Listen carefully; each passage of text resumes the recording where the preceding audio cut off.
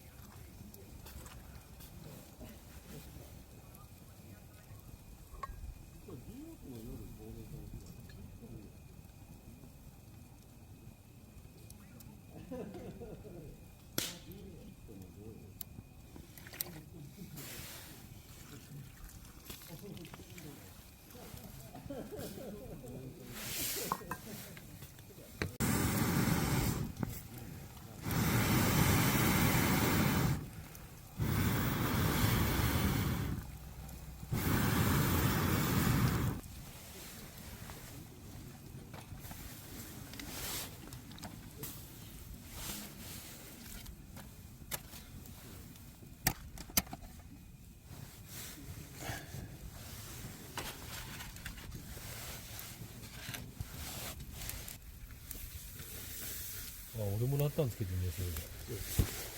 なんだ、いらねえやっけ、もう。俺はね、違うんですよ、こう。あ、それを使いたいんだ。そう。よ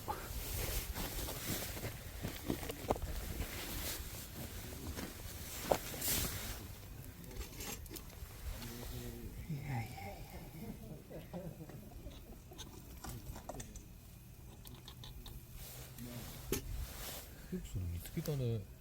何で知ったのそれ。普通にアマゾンで。違う、その存在を。こいつですか？イムコですか？うん。俺好きな YouTuber が使ってたから欲しいなと思ったんだよ。それ以外、よく知る術があったね。